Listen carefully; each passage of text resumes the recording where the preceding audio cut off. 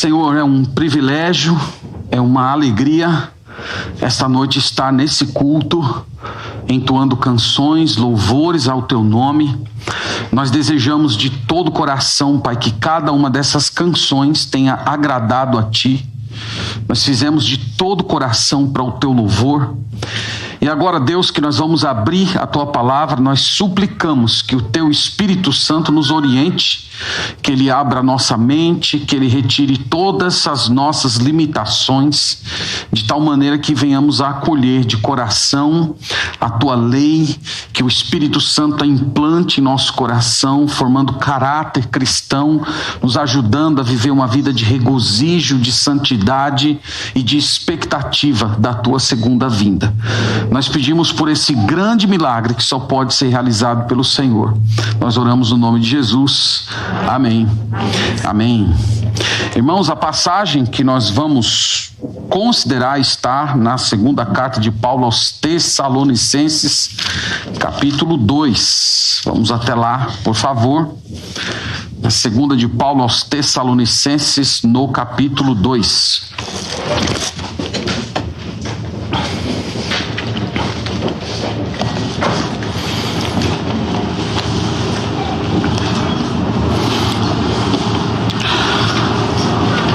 Para recolocar os irmãos nessa passagem, nós estamos nos cultos noturnos meditando nela. Eu disse para os irmãos que os crentes de Tessalônica viviam um dilema terrível. Eles estavam em uma severa perseguição e alguns falsos mestres se infiltraram dentro da igreja, dizendo que o sofrimento que eles estavam padecendo era a evidência de que o dia do Senhor havia chegado. Falamos isso diversas vezes.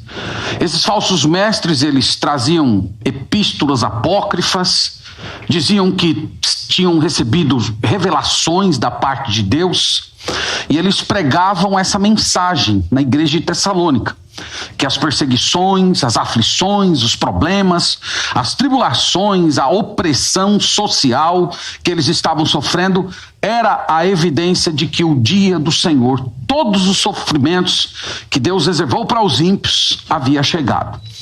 E essa informação, irmãos, produziu uma enorme tristeza e uma grande desesperança naqueles crentes. Eles estavam ao ponto do desespero. O apóstolo Paulo escreveu essa carta para dizer para eles que o dia do Senhor não havia chegado. O dia do Senhor seria antecedido pela apostasia, pela ascensão do anticristo. Um homem que receberá capacitação diretamente de Satanás e vai se levantar nesse mundo ostentando-se como se fosse o próprio Deus. O apóstolo Paulo informou que o anticristo está sendo detido. Embora a agenda dele já esteja ocorrendo desde Gênesis capítulo 3, a pessoa do anticristo não se manifestou ainda, porque o Espírito Santo de Deus está detendo o anticristo.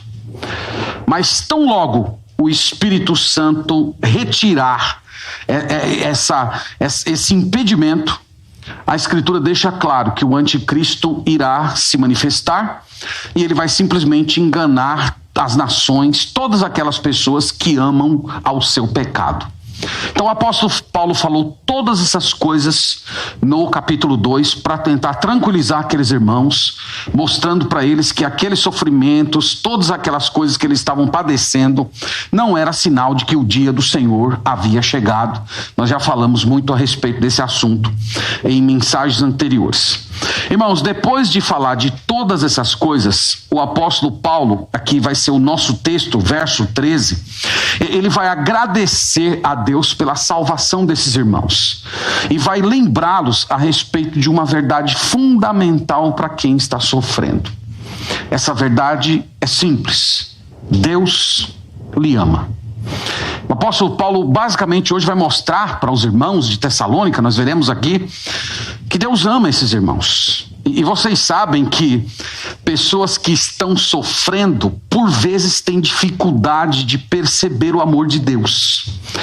E o apóstolo Paulo vai mostrar para eles que, apesar de tudo que eles estavam sofrendo, Deus lhes amava. E ele vai mostrar evidências do amor de Deus. Vocês vão ver que, além disso, esse texto aqui, irmãos, é um mini panorama da salvação. Então, se você quer aprender a história da salvação, esses 2 versículos aqui ensinam claramente. Ele vai falar do aspecto passado da salvação, ele vai falar do aspecto presente da salvação, e ele vai falar do aspecto futuro da salvação. Então, esse texto é muito, muito bem dividido na própria estrutura dele, e nós vamos olhar hoje esse texto, e o propósito, irmãos, fundamental, pelo qual eu orei pelos irmãos, é que nós agradeçamos pela nossa salvação. Nós vejamos a beleza, a grandeza dela, os desdobramentos dela, e isso enche o nosso coração de louvor, gratidão ao Senhor, porque um dia Ele nos remiu de todo o pecado. Vamos ler, portanto, a passagem, 2 Tessalonicenses capítulo 2, verso 13 e verso 14. São esses 2 versos que nós vamos considerar hoje. Leia comigo, leia com fé.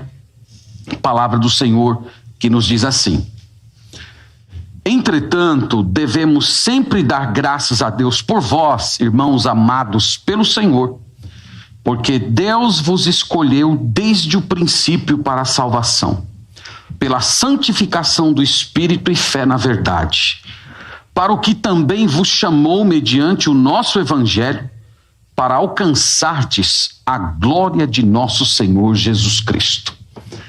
Amém. Graças a Deus por esse texto tão belo. Como eu disse, irmãos, nós vamos olhar nesse texto hoje as evidências do amor de Deus. Como é que Deus prova que nos ama. E isso vai ser apresentado por meio da nossa salvação. A nossa salvação é a grande prova do amor de Deus. E o apóstolo aqui vai mostrar os 3 tempos da nossa salvação. Mas vamos olhando aqui, pedaço por pedaço, cada palavrinha do apóstolo Paulo é importante, a gente não pode passar com muita pressa, né? Quero dizer para os irmãos que toda semana é uma luta. Eu fico às vezes querendo avançar no texto, mas eu imagino, olha, se Paulo estivesse sentado ali me ouvindo, eu acho que ele ia me dar um puxão de orelha, dizendo, como é que você passa por cima disso aqui com tanta rapidez? Então nós vamos olhar um pouco mais de perto. Note que ele começa, o versículo 13, com um entretanto. Esse entretanto aqui, ele é muito importante, porque ele estabelece um contraste entre as pessoas que ele está falando no verso 13 e aquelas que ele falou no verso 12. Quem são as pessoas às quais ele falou no verso 12? Veja aí comigo, ele disse assim: a fim de serem julgados todos quantos não deram crédito à verdade, antes, pelo contrário, deleitaram-se com a injustiça. De quem o apóstolo Paulo está falando no verso 12? Ele está falando daquele grupo de pessoas, de nações inteiras, que um dia irão se prostrar diante do anticristo. São dessas pessoas que ele está falando no versículo 13. Então essas pessoas vão ouvir as palavras do anticristo, verão os milagres do anticristo, e essas pessoas se curvarão diante dele. E o texto diz que eles irão ser julgados por Deus, porque eles amaram o próprio pecado e deram crédito para a injustiça. Então, o entretanto do verso 13 é para mostrar que os crentes não são essas pessoas.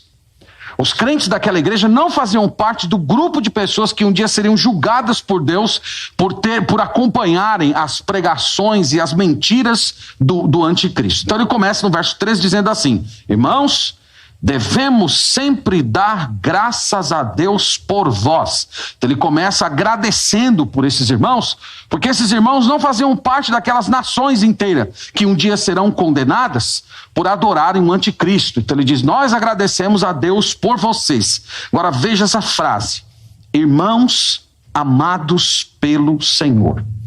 Então é daqui, irmãos, que nós estamos tirando a ideia central da nossa passagem. Os irmãos lembram que esses crentes estavam sendo severamente perseguidos, muitos deles estavam sendo assassinados, muitos deles estavam perdendo seus bens, muitos deles estavam angustiados com o que iria acontecer com os crentes que haviam sido martirizados. E uma coisa que acontece normalmente com quem está sendo perseguido, sofrendo, é indagar a respeito do amor de Deus. Será que Deus me ama? Será que essa perseguição não é evidência de que Deus está contra mim? Será que essa tribulação não é prova de que Deus me abandonou? Então o apóstolo Paulo diz: eu dou graças a Deus, irmãos amados pelo Senhor. E agora, irmãos, ele começa a apresentar a evidência desse amor de Deus. Veja aí a evidência do amor de Deus. A próxima frase do versículo, ele diz assim: porque Deus vos escolheu desde o princípio para a salvação. Então o apóstolo Paulo, quando vai apresentar a evidência do amor de Deus por aqueles crentes, o apóstolo Paulo volta para a eternidade passada. Qual é a evidência de que Deus lhes ama? São as tribulações, as perseguições, os problemas que vocês estão enfrentando? É o fato de que a sociedade toda se virou contra vocês? Não, a evidência está lá no passado. Deus elegeu vocês. Deus escolheu vocês no princípio. Deus escolheu vocês antes da fundação do mundo. Então o apóstolo Paulo aqui, irmãos, volta para os tempos eternos, quando não existia nada, não existia nenhuma criação, a existência plena apenas era a Santa Trindade, e esse Deus Trino resolveu criar um mundo no qual haveria uma queda e salvar um grupo de pessoas da condenação eterna. Essa é a eleição de Deus. Para muitas pessoas isso não é uma bênção. Algumas pessoas dizem que isso não parece ser muito justo. Outros dizem que isso é acepção de pessoas. Eu não sei o que você pensa a respeito desse assunto, mas o apóstolo Paulo aqui diz que dava graças a Deus. Então acho que você deveria fazer a mesma coisa. Você deveria agradecer a Deus por isso. O texto diz que essa eleição foi feita antes da fundação do mundo, isto é, nasceu no coração de Deus, esteve sempre na mente dele, uma escolha soberana, uma escolha livre, uma escolha amorosa, que não foi baseada nos seus méritos, em nada que você pudesse oferecer a Deus. Então Paulo está dizendo, essa é a evidência de que Deus os ama. Vocês foram escolhidos para a salvação. Agora, irmãos, como é que ocorre essa salvação? Veja aí que Deus escolheu não somente um grupo de pessoas para salvar, mas o modo pelo qual essas pessoas seriam salvas. Acompanhe comigo a leitura do texto aí, a progressão natural da passagem diz assim: porque Deus vos escolheu desde o princípio do mundo para a salvação, pela santificação do Espírito e pela fé na verdade. Então Deus escolheu pela santificação. Então, isto é, esse pela aqui, irmãos, traz a ideia de meio, né? Poderia ser traduzido como por meio da santificação. É como se Paulo estivesse dizendo assim: Deus escolheu formar um povo distinto. Deus escolheu ter um povo santo nesse mundo. E o agente dessa santidade, o texto diz aqui, é o Espírito Santo de Deus. Então o Espírito Santo é que foi escolhido pelo Deus Trino para agir naqueles que ele escolheu, para santificar essas pessoas. Essa santificação se iniciaria na hora da conversão, quando nós somos justificados de todos os pecados. Depois ela se estenderia por toda a vida, à medida que os nossos pecados vão sendo subjugados, e ela se consuma no ato da glorificação. Então Deus escolheu para a santificação, isto é, Deus não escolheu você para viver de qualquer forma. Deus escolheu você para viver no pecado. Um crente hoje, aos olhos de Deus, irmãos, ele é um santo. Ele não é um santo no sentido de ser perfeito, mas ele é um santo no sentido de ser justificado. Ele é um santo no sentido de que no ato da sua conversão, as suas injustiças foram lançadas em Jesus e a integridade de Jesus foi depositada na conta dele. Então ele vive dessa maneira. Um povo que anda com o Senhor, um povo eleito, um povo que obedece a Deus e o ama de todo o coração. Certa vez uma pessoa me perguntou assim: pastor, como é que eu sei se eu sou um eleito? Tem como eu saber? Se eu sou um eleito? E se eu permanecer na igreja 20, 30 anos e quando chegar lá no dia de Cristo, comparecer diante de Deus, Deus dizer, eu lamento, você não era um eleito. Ficou lá na igreja todos esses anos, mas você não era eleito, então você não pode entrar nas mansões celestiais. Eu quero dizer a você que tem como sim você saber se é um eleito.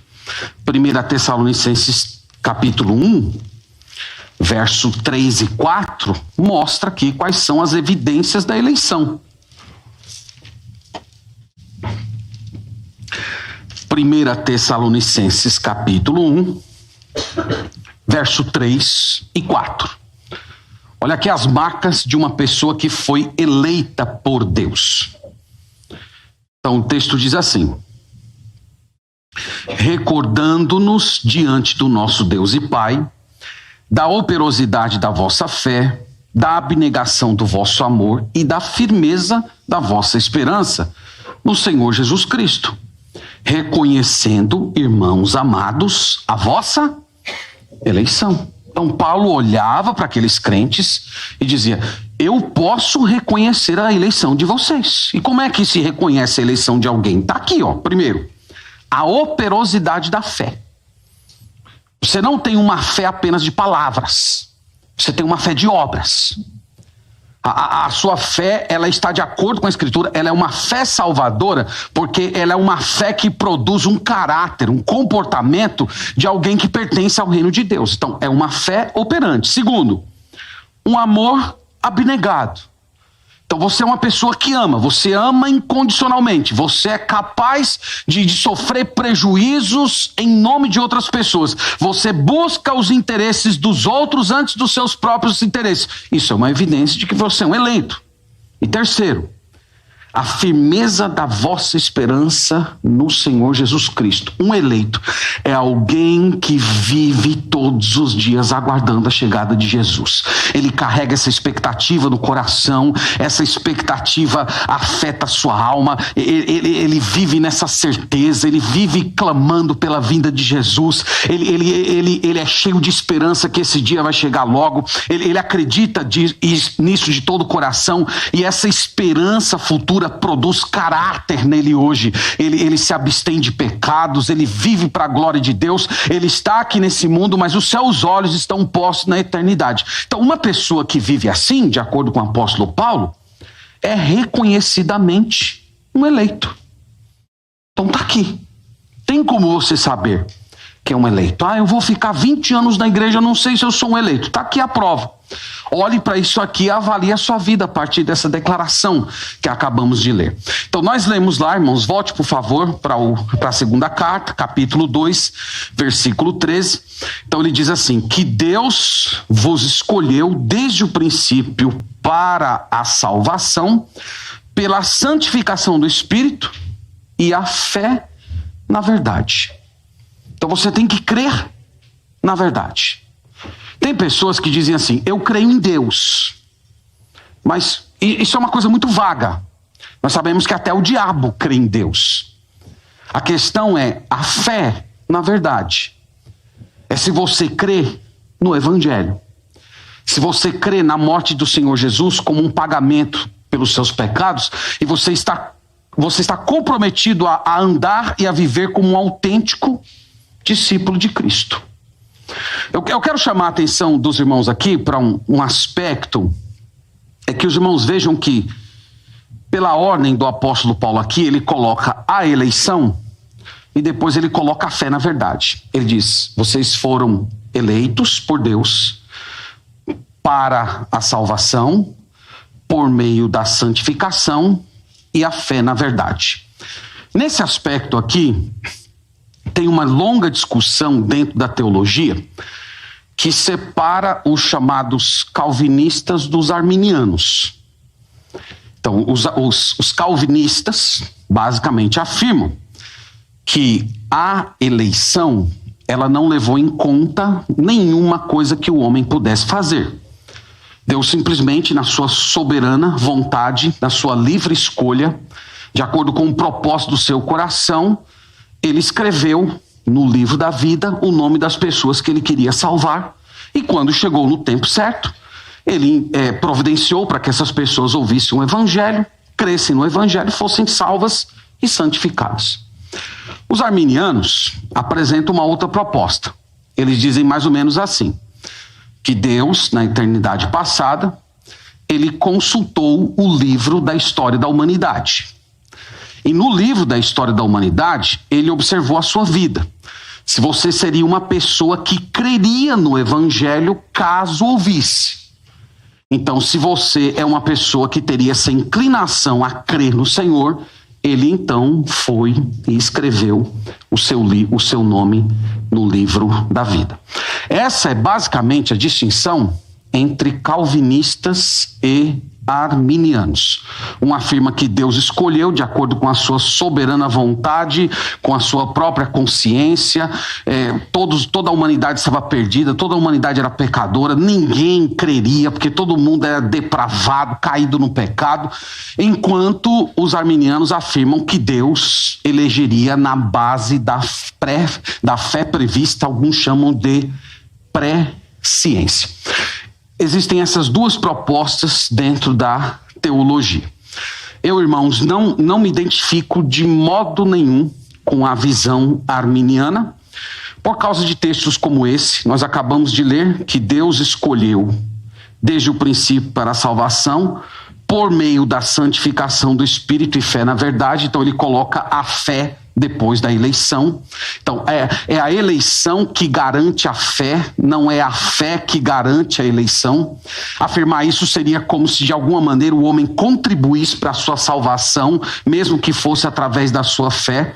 Nós temos outras passagens, como Tito capítulo 1, versículo 1, só para colocar para os irmãos mais uma referência, para sustentar essa verdade, antes da gente dar continuidade aqui à exposição do texto. Tito capítulo 1, ele diz assim: Paulo, servo de Deus, apóstolo de Jesus Cristo, para promover a fé que é dos eleitos de Deus. Então, os eleitos de Deus têm fé. A fé que pertence aos eleitos de Deus. Essa fé que ele está falando aqui, irmãos, é a fé salvadora, é aquela fé que Deus entregou, a fé por meio da qual ele salva aqueles que ele pretendeu. E um outro ponto que eu acho muito complicado dentro da proposta arminiana é essa ideia de que Deus olhou na eternidade passada a história futura. Eu acho isso muito estranho, eu acho que isso não combina com a soberania de Deus, o modo como a Bíblia constrói a maneira como Deus administra a história. Eu já falei isso aqui algumas vezes na igreja, que tem duas maneiras de você saber o final de um livro. Ou porque você leu o livro, ou porque você escreveu o livro. Então, qual dessas duas maneiras vocês acreditam que combina mais com o caráter de Deus? Existe um livro de história à parte de Deus que ele nunca escreveu e ele vai lá e consulta para ver o que vai acontecer no futuro? Ou Deus é o autor de todas as coisas que irão acontecer? Ele é o soberano, ele escreveu a história e ele faz tudo de acordo com a sua vontade. A segunda opção, ela tem muito mais força bíblica. No Salmo 139, no versículo 16, o texto diz lá que creram ou melhor, estou citando Atos 13:48, eu vou citar daqui a pouco, mas no Salmo 139 diz que no livro de Deus foram escritos todos os meus dias. Todos os meus dias foram escritos e determinados quando nenhum deles havia ainda. Então isso é a soberania completa e irrestrita de Deus. O Senhor é o autor da história. Ele não existe um livro de história à parte dele que ele consulta para estabelecer o futuro. Então aqui, irmãos, retomando o nosso ponto, essa é a primeira evidência do amor de Deus por você. Como é que eu sei que Deus me ama? Deus me escolheu. Na eternidade passada, quando não existia nada ainda, quando tudo que existia era a Santa Trindade, Deus me amou. Deus escreveu o meu nome no livro da vida. E ele fez isso desde o princípio. Ele fez isso sem levar em conta qualquer coisa que eu iria fazer. Eu não tinha nada que oferecer a Deus. Eu não tinha nada que me distinguisse das outras pessoas. O Senhor simplesmente, por sua misericórdia livre, soberana e amorosa, escreveu o meu nome no livro da vida. Essa é a primeira evidência que Paulo apresenta para os crentes de Tessalônica do amor de Deus. Deus ama vocês. Deus escolheu vocês desde o princípio. A segunda evidência, volte lá para o texto, está no verso 14. Enquanto a eleição é a evidência passada, no verso 14, irmãos, nós temos a evidência presente. Qual é a evidência presente do amor de Deus? Eu falei para os irmãos que a evidência passada é a eleição. A evidência presente eu chamei de perdão. Veja no versículo 14, ele diz assim: para o que também Deus vos chamou mediante o nosso evangelho. Então ele diz, Deus vos chamou. Então a nossa vocação, o nosso chamado, é a prova presente, é a prova da nossa história de que Deus nos ama.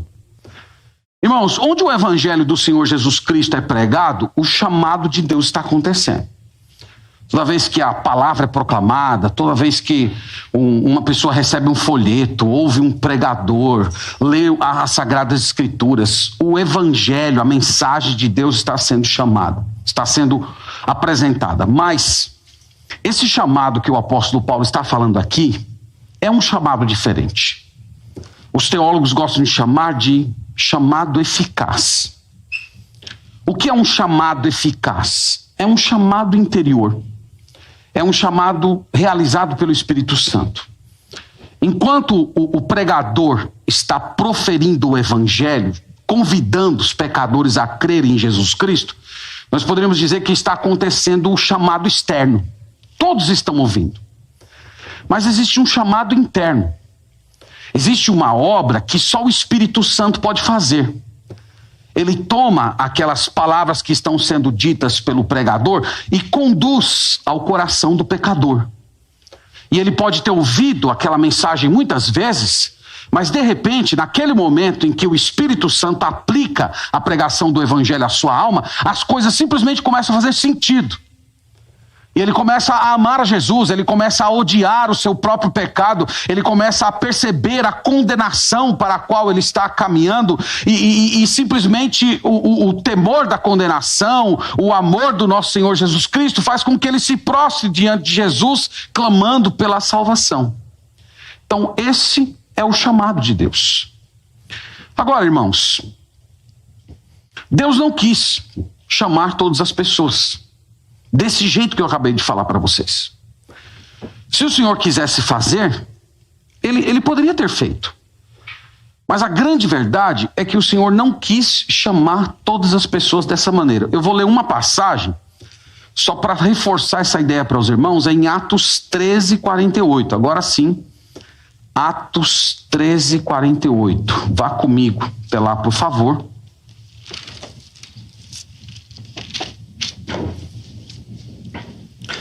Atos 13,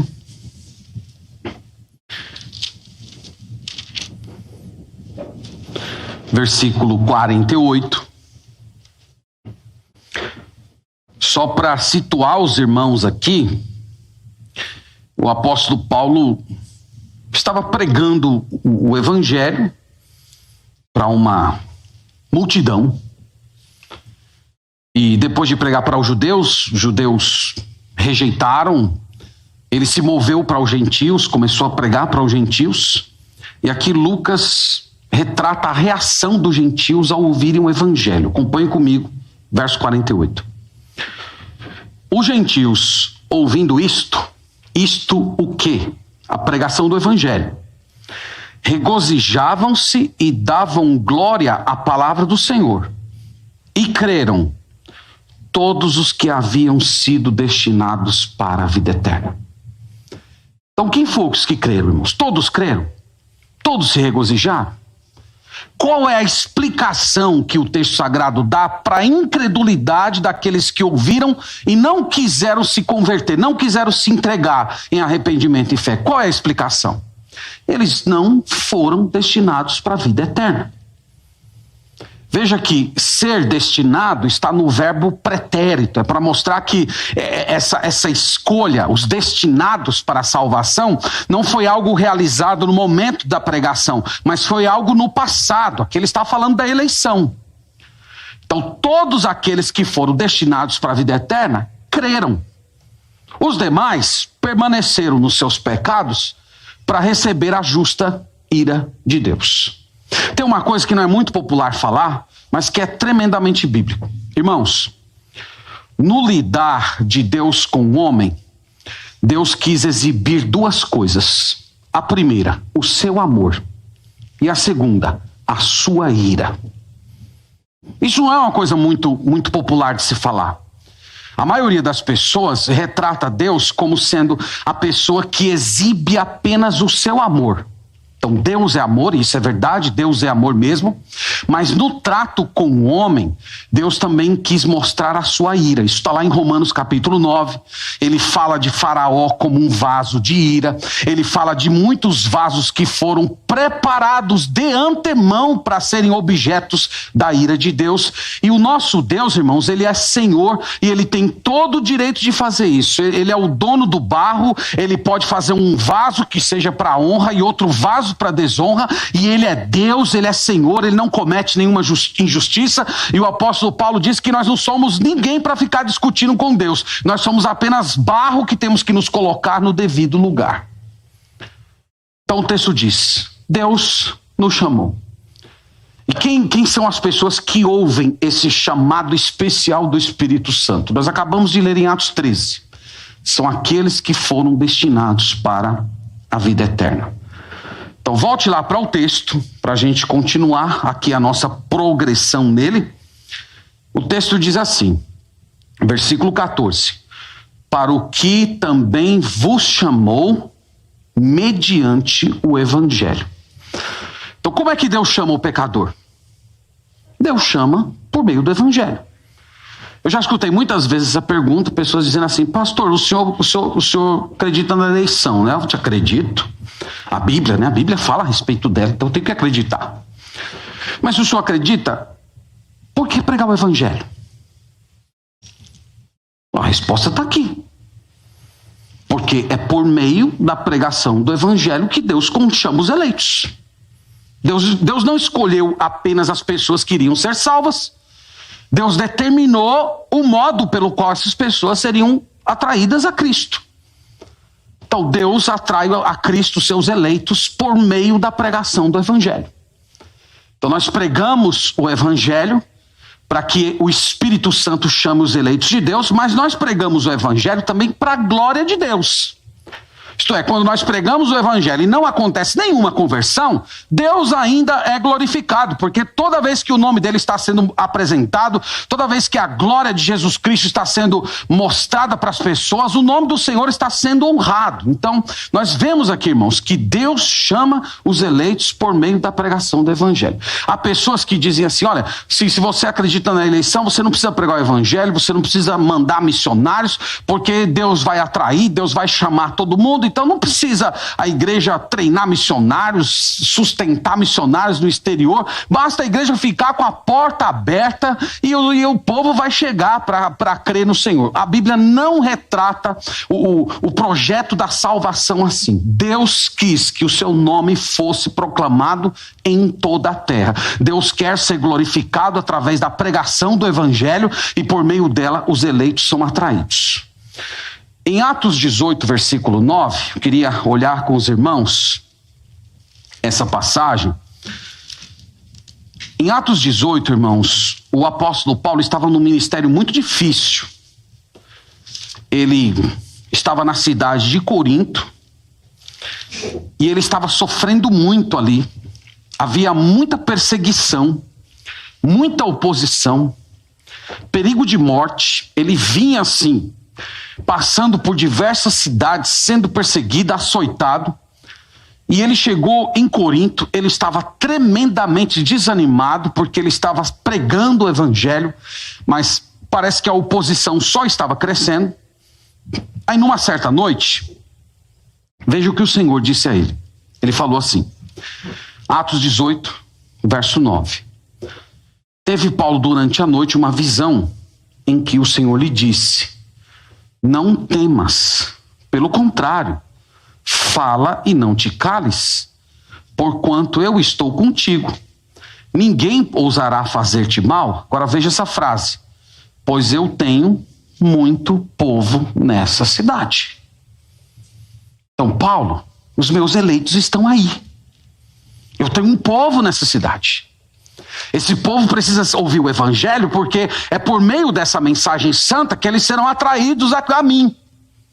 Eu tenho muito povo nessa cidade. Então muita gente fala assim, mas por que pregar o evangelho? Por que fazer missões se você acredita na eleição? A explicação está aqui. Deus tem povos, Deus tem nações, Deus tem pessoas que ele escreveu o nome no livro da vida, e essas pessoas são atraídas a Cristo por meio do evangelho, e é por isso que nós enviamos missionários para pregar.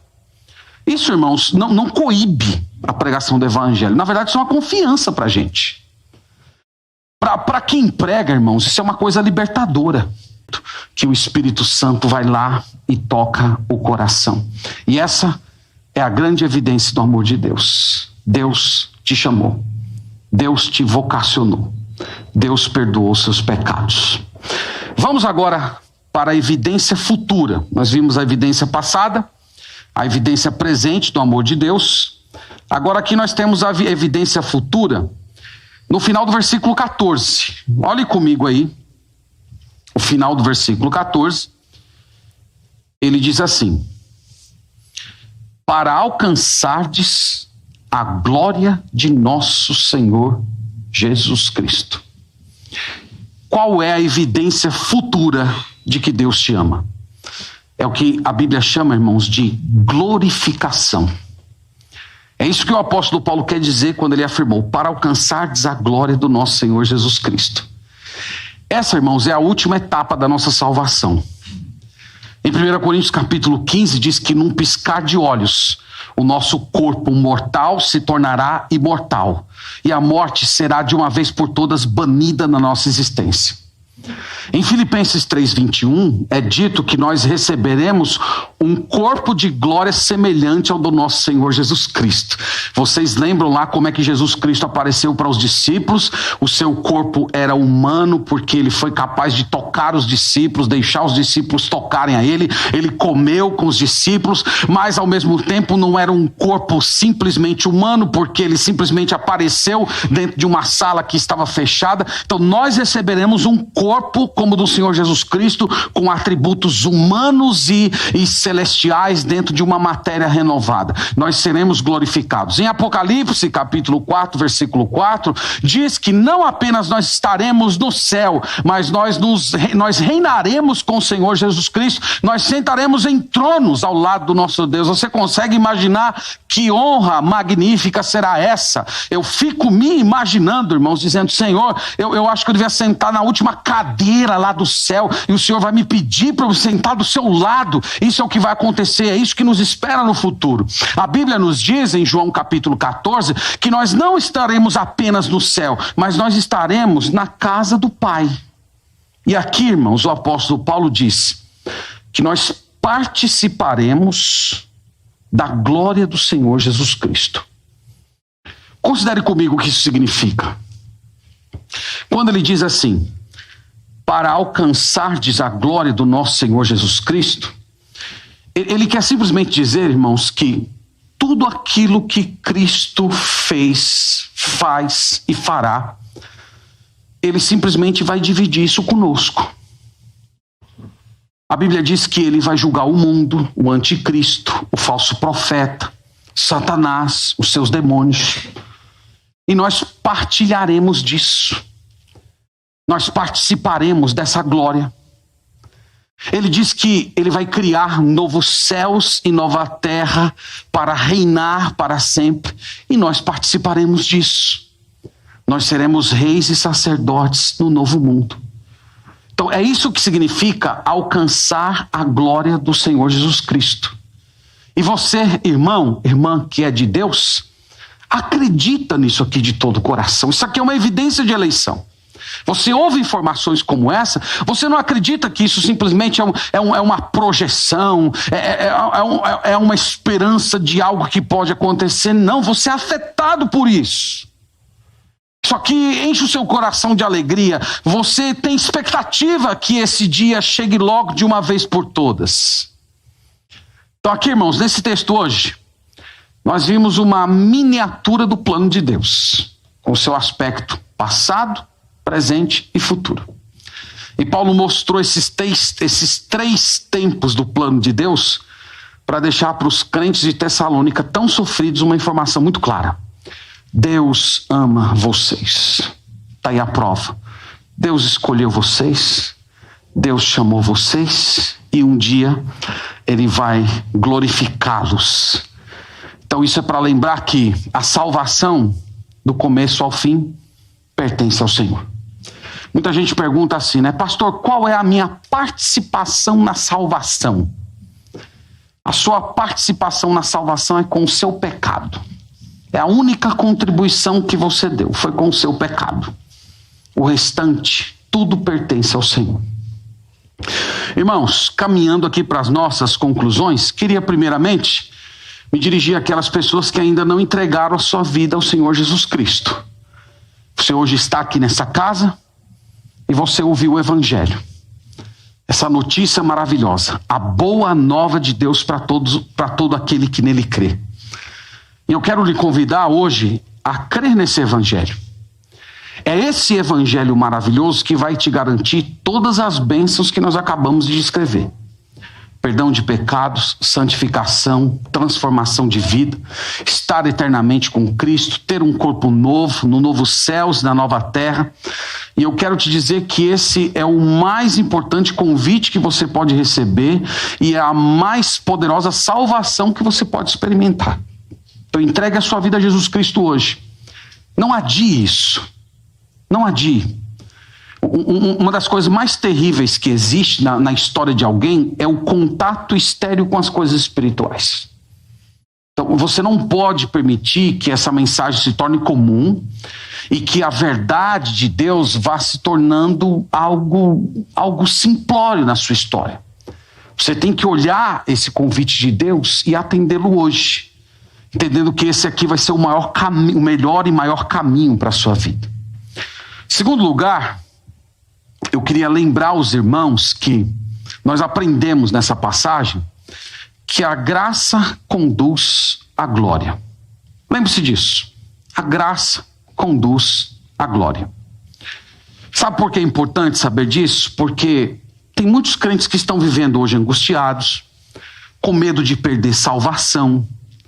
Há tantos outros que estão sem esperança porque cometeram algum tipo de pecado que acha que não tem mais retorno. Lembre-se disso. A graça conduz à glória. Todos aqueles que foram chamados por Deus, conforme vimos aqui, eles alcançarão a glória do Senhor Jesus Cristo. Os eleitos, os chamados, serão glorificados. Aquele que começou a boa obra em vós, diz Paulo lá em Filipenses 1,6, há de terminá-la até o dia de Cristo. Então, Deus não quer que você sirva a Ele por medo. Deus não quer. O medo não é o melhor incentivo. Tem muitas pessoas que vivem nessa angústia.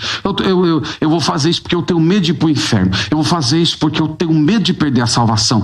Eu vou fazer isso porque eu tenho medo da ira de Deus. Esse não é o melhor combustível. Sabe qual é o melhor combustível? O amor agradecido. É aquele amor que constrange você. Então é aquela postura em que você serve a Deus não porque você está com medo de ir para o inferno, mas você serve a Ele por gratidão por Ele ter te livrado do inferno. Então você olha essa salvação gloriosa e diz assim, diante dessa entrega maravilhosa desse Deus, dessa graça tão maravilhosa, livre, soberana, que me perdoa completamente, que tipo de outra vida eu poderia ter se não fosse viver para a glória do Senhor Jesus?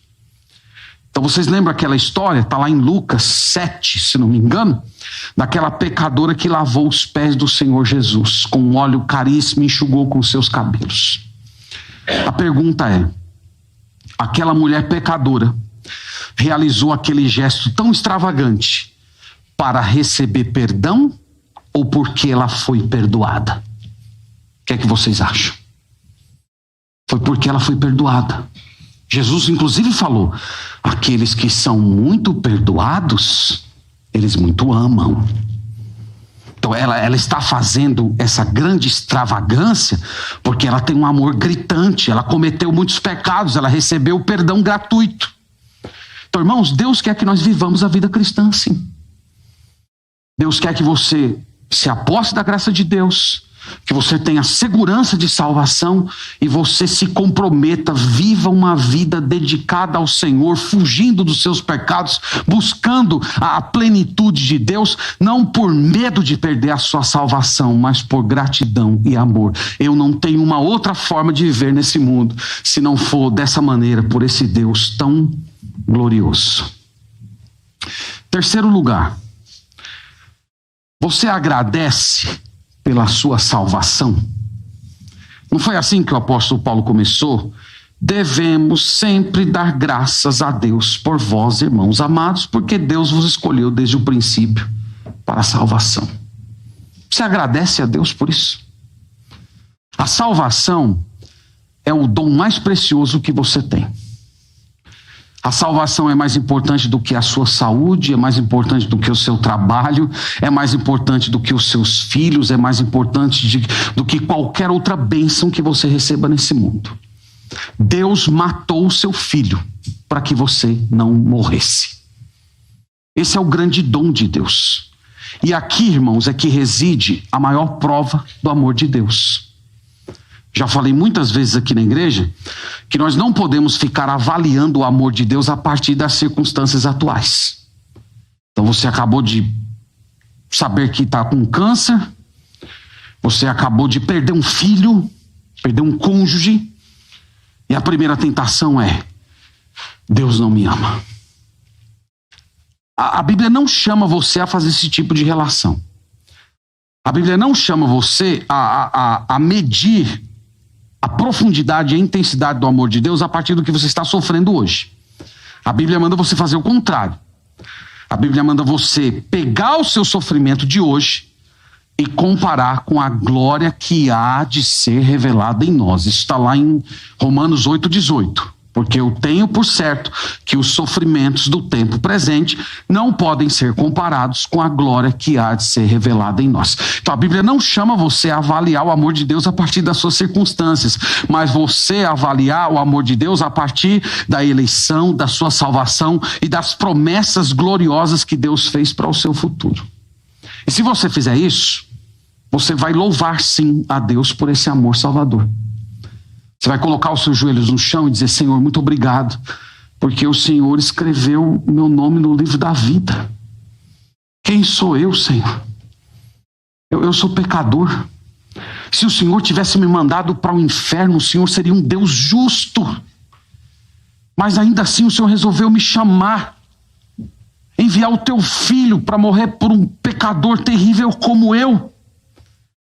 Como é que o Senhor poderia me amar na eternidade passada, sabendo que eu ia cometer pecados tão terríveis contra a sua santidade, e mesmo assim o Senhor me ama?